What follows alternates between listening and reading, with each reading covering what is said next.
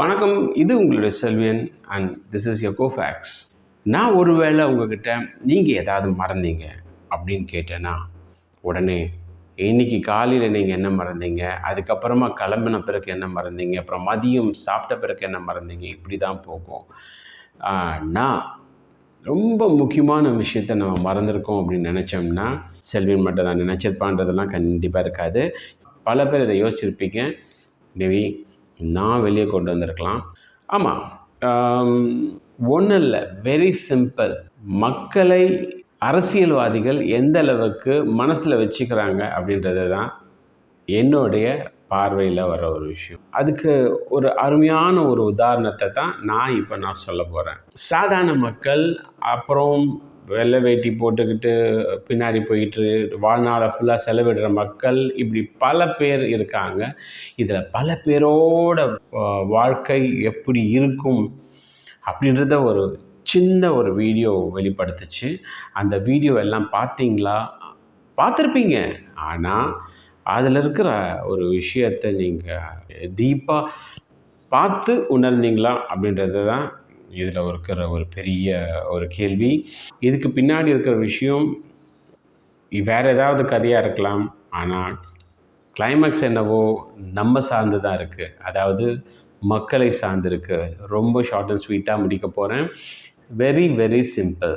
இந்த வீடியோவை பார்த்துட்டு பிஎம்லேருந்து, அப்புறம் எதிர்கட்சி தலைவர் ராகுல், அப்புறம் நான் ஏன் இன்க்ளூடிங் நம்மளுடைய சிஎம் அண்ட் எவ்ரி சிஎம், இந்த எல்லா ஸ்டேட்ஸோட சிஎம், எவ்ரி மினிஸ்டர்ஸ், அதாவது சட்டசபையில் போய் பேசினவங்க எதோ விஷயத்த பேசினாங்க, எவ்வளோ விஷயத்த பேசினாங்க, பல ஒரு முடிவுக்கு வந்திருக்கு. ஆனால் இந்த ஒரு விஷயத்த பேச வேண்டிய சூழ்நிலை வந்திருக்குமான்லாம் எனக்கு தெரியல. ஏன்னா கவனிச்சிருந்ததாக தான் வந்திருக்கும்.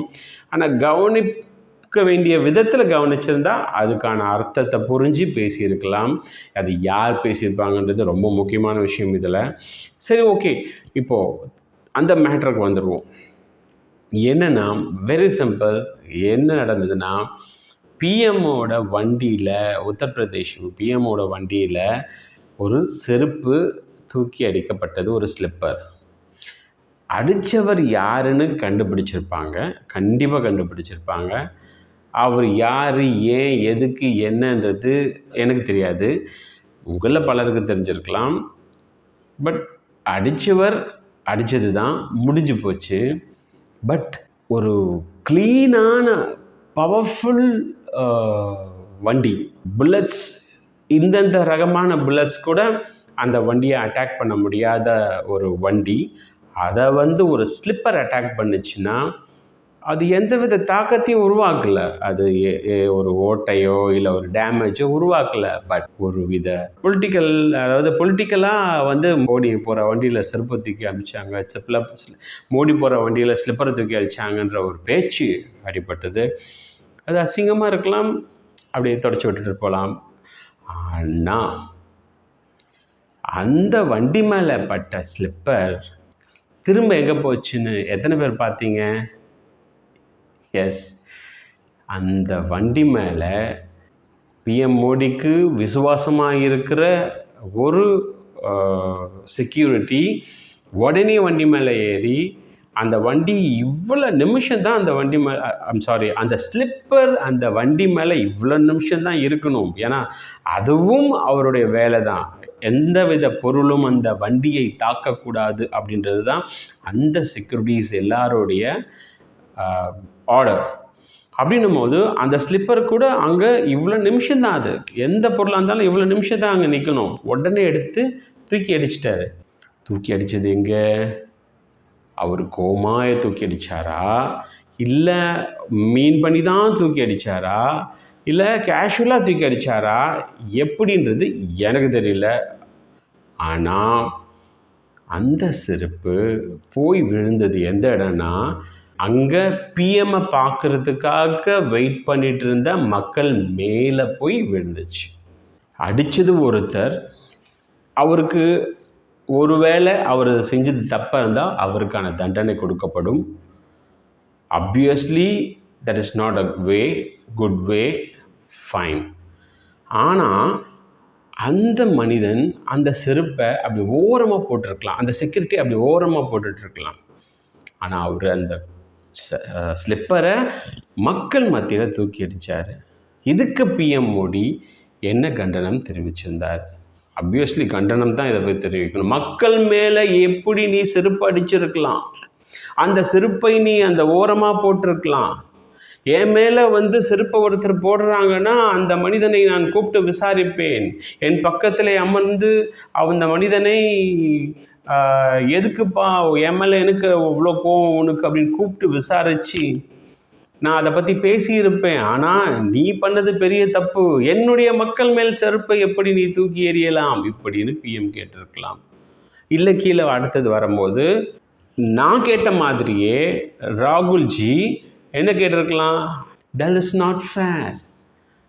மக்கள் மேல் செருப்பை, ஒரு ஸ்லிப்பரை எப்படி எரியலாம்? மக்கள் மேலே எரியிற அந்த ஒவ்வொரு செருப்பும் மக்கள் மேல் காட்டுகின்ற மரியாதை. எலெக்ஷன் முடிஞ்சுதா? எல்லாம் முடிஞ்சுதுன்றதுக்கு ஒரு உதாரணம் இது நான் சொல்கிறேன், ராகுல்ஜியும் சொல்லியிருக்கலாம். பார்த்தீங்களா? அதுக்கப்புறமா என்னங்க இது பிஎம்ஜி மேலே இப்படி உட்காண்ட்ருக்கீங்க, இதை பற்றி நீங்கள் எதுவும் பேசலை,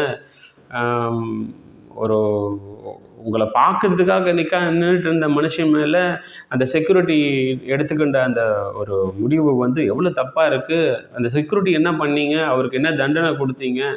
உங்களுக்கு ஓட்டு போட்ட மனிதர்கள் ஒருத்தர் தானே அந்த நின்றுட்டு உங்களை வாட்ச் பண்ணிட்டு இருந்தவர்.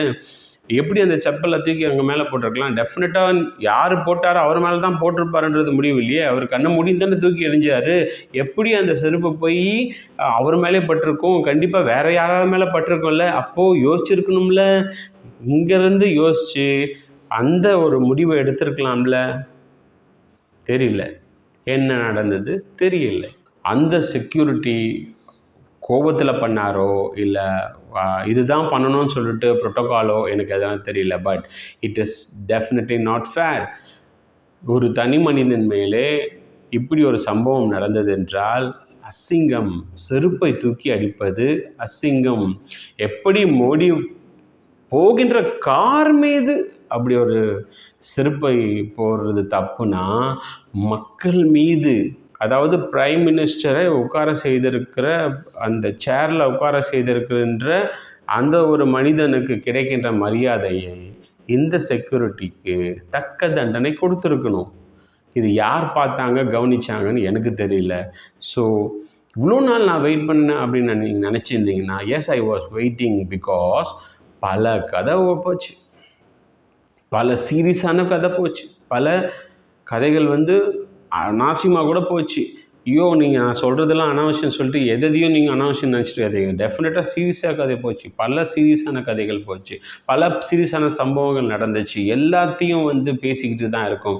பட் மக்கள்ன்றது ஒவ்வொரு ஸ்டேட்டுக்கும் அவங்க தேவை அப்படின்ற ஒரு விஷயத்த மறந்து செயல்படுறாங்க. ஸோ மக்களுக்கு நான் சொல்கிற ஒரு விஷயம், மக்களே, இந்த சூழ்நிலையை புரிந்து கொள்வது உங்களுடைய கடமை. அவ்வளோதான். பாருங்கள், இது என்ன மாதிரி ஒரு சூழ்நிலை, இந்த சூழ்நிலையில் நீங்கள் எந்த அளவுக்கு பாதிக்கப்படுறீங்க.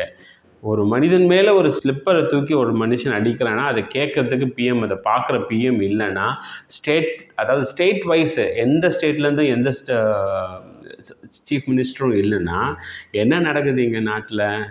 அவ்வளோதான். நம்ம இந்த இடத்துல இருக்கோம், எந்த இடத்துல இருக்கோம், அந்த இடத்துல இருக்கோம் அப்படின்றத புரிந்து கொள்ளுங்கள். இது கண்டனக்குரிய விஷயம்தான் அப்படின்றது நான் சொல்கிறேன் தான். டெஃபினட்டாக அந்த மனிதன் அவருடைய அந்த ஸ்லிப்பரை தூக்கி அடித்தது மிக கண்டனத்துக்குரிய விஷயம். தூக்கி அடித்தா அது எந்த சைடில் போய் விழுந்தால் அது யார் மேலே விழும் அப்படின்ற ஒரு எண்ணம் இருக்கணும். அதுக்கு தான் முன்னாடியே சொன்னேன், அந்த ஸ்லிப்பரை தூக்கி அப்படி தூரமாக போட்டுடலாம். ஆனால் அதுக்காக அங்கே வேடிக்கை பார்த்துக்கிட்டு இருக்க பிரதமர், பிரைம் மினிஸ்டர் மோடியை பார்க்க வந்திருக்கிற மக்கள் மேலே தூக்கி அடிக்கிறாங்கன்னா இட்ஸ் நாட் ஃபேர். இதை தான் நான் சொல்லணும்னு சொல்லிட்டு ஆசைப்பட்டேன். And this is what meant to be a lesson to us. அதாவது நம்ம எல்லாருக்கும் இதுதான் ஒரு பெரிய பாடமாக இருக்கணும். எலெக்ஷன் முடிஞ்சிடுச்சுன்னா அவ்வளோதான், நம்ம யாரோ அவ்வளோதான் யாரோ. ஸோ ஒவ்வொரு எலெக்ஷனுக்கும் சரியான விதத்தில் நம்மளுடைய செயல்பாடு இருக்கணும், அதுக்கப்புறமும் நம்மளுடைய செயல்பாடு இருக்கணும். தட்ஸ் இட் உங்கள்கிட்ட நான் சொல்லணும், ஷேர் பண்ணணும்னு நினச்சது இதுதான். Thank you. This is Selvan and it's your core facts. வணக்கம். ப்ளீஸ் சப்ஸ்கிரைப் பண்ணுங்கள். I want to share a lot. ரொம்ப நிறைய இருக்குது, என்னால் முடியல. ஆனால் முடியும் அப்படின்ற விஷயத்துக்கு நீங்கள் தான் எனக்கு உறுதுணையாக இருக்கணும். Thank you so much.